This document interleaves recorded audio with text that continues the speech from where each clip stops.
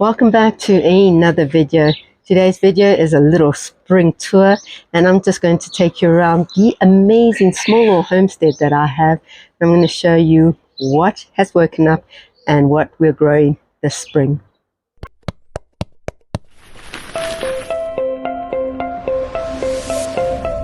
So before we start, I just wanted to show you, we have just come back from a nursery and we have bought some beautiful trees, 2 tamarillo plants that I've been trying to look for the last year and a half after our beautiful tamarillo tree died, and a apricot Rebecca dwarf tree. So that's the 3 new additions to the garden, and we are going to be sticking one of the tamarillo plants in this raised bed, and then we are going to put the other one in a pot, and we're putting this apricot in a pot that big. So if you can see how small these trees are they're in small little plastic bags like that, and they're already producing fruit. So can you imagine when we stick this baby into a big pot like that, next year we're going to be blessed with an abundance of apricots. So a lot of people say, but Sam, you got enough space to actually grow the stuff you need. Well, that's not true, because I actually have a very small little space that I actually grow in. We have a really small, weird shaped garden, and the only place I can grow is along this wall.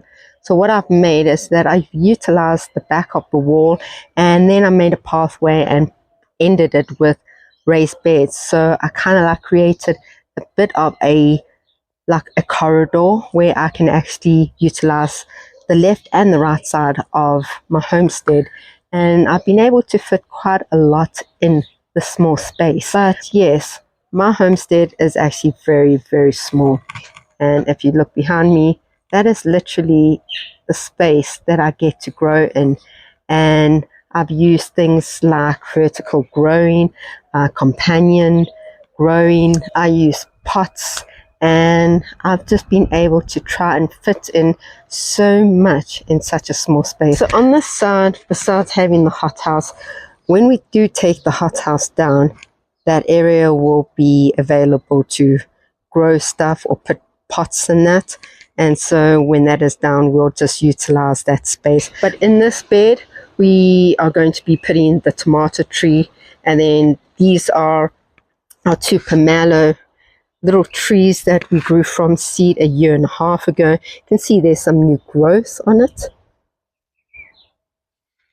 That is awesome. The same as plant number 2 there. And this is the 8 ball. You can see how different it is. The only reason I chose it is because it just looked so uniquely different. In this bed, we do have our goji berry. It has absolutely woken up. And before you know it, you'll see a whole bunch of little white and purple flowers on there. And they look stunning. And what happens is that they will then fall off, and you'll get exposed to that small little red goji berry. And last year, this bush literally took off and gave us so much goji berries. So I am expecting a beautiful yield of goji berries this year, also because I fertilized everything nicely. And then in this bed, we've got all the kaya cheers starting to pop up again. So I just leave this open so that these guys can grow. It's beautiful. They look stunning. And then we have a random Cape gooseberry that's popped up. So once you have a Cape gooseberry in your garden, it is really, really hard to not find them spread out, because the seeds in them are so small that if a bird gets it, they just start spreading it all over your garden. In this pot, we've got one of our custard apples. Yeah, this is a custard apple. You can see very slow in waking up, but it has woken up, and we actually have it in such a small little pot, and it's doing fantastic. We've got the second one in a grow bag like that, but we'll come to that one just now. The Granny Smith apple tree has woken up, and I do see some beautiful flowers here. So I am praying and hoping that I do get some apples this year on here. We have fertilized the pots. We have given them a liquid fertilizer about, I would say, just over a month ago. And then last week I gave it slowly releasing fertilizer pellets and gave it a top up with beautiful rich organic compost that it needed and mulched it. The same with all the other fruit trees at the homestead. I did exactly the same thing. This is the gala apple tree. This is the red variety, and it has woken up too. You can see small little signs of it waking up, not as awake as the green one, but it has started waking up, and I'm hoping for red apples this year as well. And then we'll just go along this side and then go through and around. So this is the second custard apple tree, and hoping that we actually get some custard apples this year. I'm not sure. It was gifted to us, I think it was over a year and a half ago, maybe 2 years ago. And so we are hoping this year it might produce some fruits. This is the Lapton cherry, and I don't know if you guys can see, but over there is some cherries. So last year it did try to give us cherries, and I hadn't fertilized the apples or the cherry tree, so we got absolutely nothing from these three plants. But I'm hoping that this year is the year we get cherries. I see a whole bunch of flowers and some cherries trying to pop up there, so hopefully it's been fertilized really well. See a whole bunch of flowers opening there. These are all potential cherries, so cherry tree has woken up. And then if we swing here, we've got an arch that I put there. What you can do is actually use the treadie for growing other things like pumpkins and squash or cucumbers or beans, and just make sure that your treadie is strong enough to actually support the weight. And we actually started with one stem, and it was very small, and it's now just gone right over. So I think if you look at this one, it's already starting to bush out very nicely there, and the feel is just so nice. This is the feel I was trying to get, so that when you walk through the arches you just get that inviting feeling. So that was my whole plan there. And then you come through here, and we've just sieved a whole bunch of fresh organic compost from our compost bins. And if you look at this, this is everything that has absolutely broken down, from grass clippings to dead leaves to branches, twigs, straw. This is what you get. So start your own compost bins today. It's free and really worth it. And over here we've got a pomegranate tree that we've got in the ground, and it always gives us beautiful pomegranates. This one is called the let's see, Andelum. It is very sweet, juicy pomegranate, so I do suggest this variety if you're not sure what variety to go for. We bought that one. We don't know what variety it is, but it is sour. I do not like the taste, and last year we did a taste test, and I was hoping that after the second year of tasting the fruit that it would be a little bit sweeter, but it was still the same. It was a little bit sweeter than the previous year, but still sour.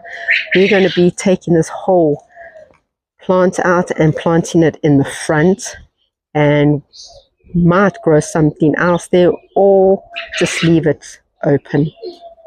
But on this one, we've already got our first little pomegranate there, and I think I saw another one, but there was about 2 pomegranates here. There's another one here. So that's exciting that we've got some pomegranates already trying to grow here, and I'm hoping that it has been pollinated correctly. So the only way we're going to find out is if it grows to a certain size and it falls off, it means it wasn't pollinated properly. And if it stays on and keeps on getting bigger and thicker and that, you know it's taken. So hopefully it's been pollinated correctly. And then on this side, we've just got a Maya lemon tree. This is a lemon tree that I actually got a seed from a colleague, and it is huge. Its trunk is beautifully thick, and all these small little offshoots here, you just pop these all off. You do not want it growing here. And I don't know, maybe we get lemons this year. I'm not really sure. She says her tree is probably 2 meters. I'm not sure. Not too big. Yeah, her lemon tree is about the size of our pomegranate tree, and it's bearing all year round fruits, lemons all year round. And then in this bed we have a whole bunch of leeks and spring onion.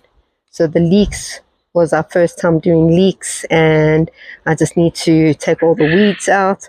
But leek is to make leek powder and leeks for leek soup. And then I'll swing over here and you can see we've got some lavender, and we've got a whole bunch of bok choy. So bok choy does very well at the homestead. And we also got some red spinach. In this bed we've got a whole bunch of flowers that just popped up from last year. So in winter it dies down, and then in summer it just comes back. And I need to sort this out. But over here we've got baby spinach.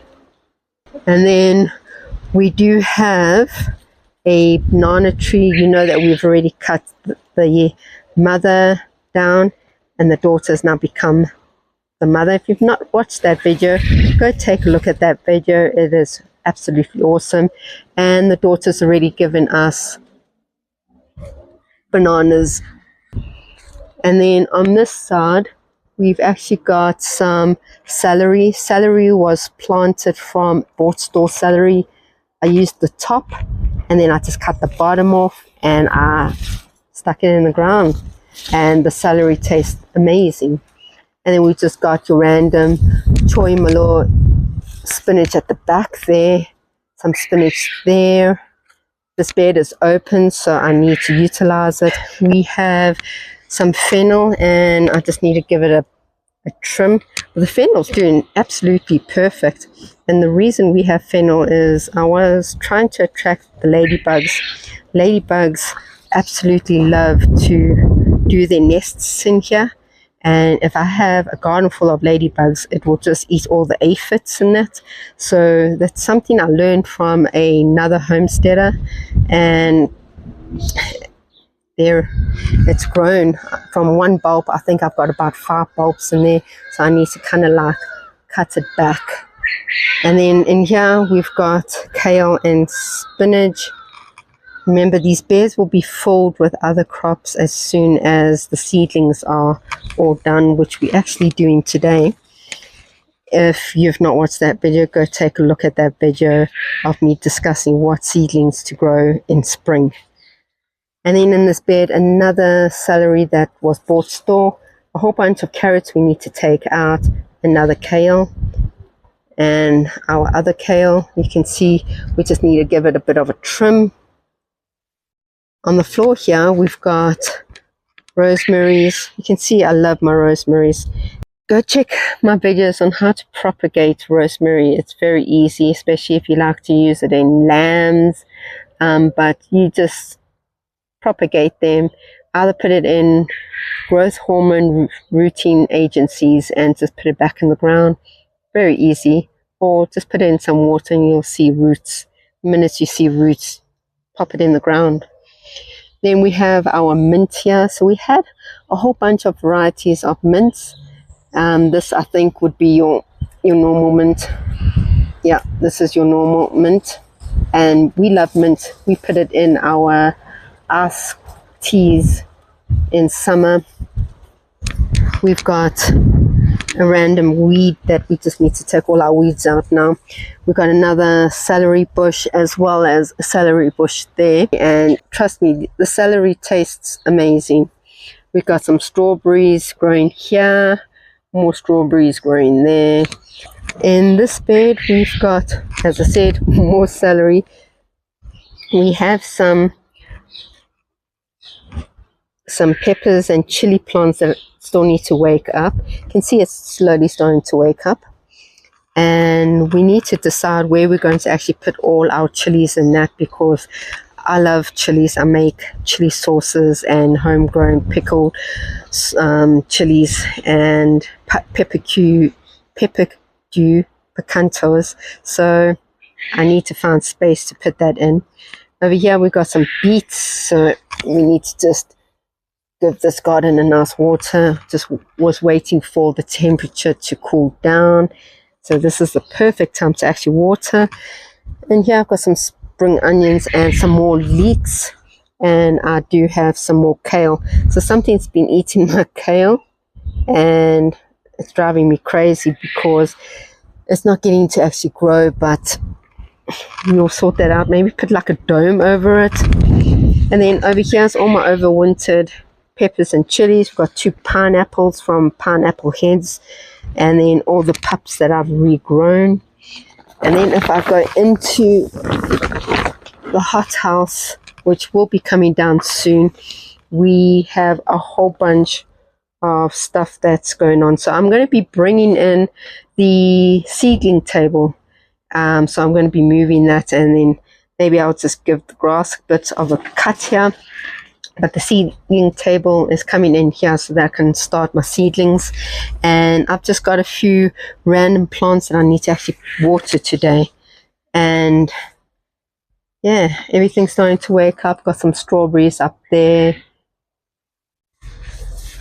I've got a dragon fruit that is very healthy. I've got citronella and a banana plant, some more strawberries over there. Got the olive tree doing very well. So, you know, the hothouse is working in winter to keep these guys all safe from the cold. And I'm hoping that we can start taking things out today. So that was just a quick tour of the spring garden. Not a lot happening, but a lot of things actually waking up. And if you've not watched the other videos on what to start growing in spring, go take a look at that video.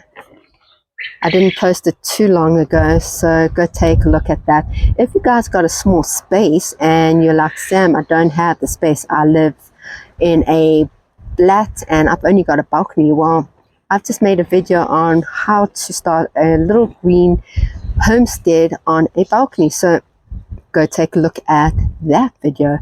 But also, if you haven't got enough space, go check out my other videos on how to grow fruit trees and other stuff in pots, because with the small little space I have, I can't put trees in the ground. So I've utilized the space and I've actually put all my fruit trees in pots, and that is how I've been able to actually create such a little oasis here, a nice little homestead where I can actually grow things. And also we've just fertilized the whole homestead.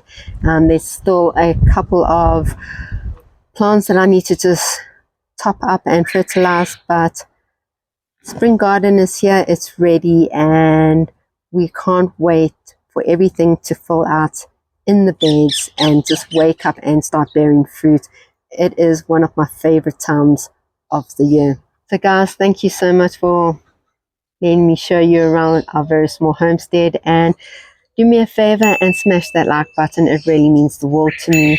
And also subscribe so you don't miss out on any more of our tips that we share with you. And I'll see you guys all in the next video.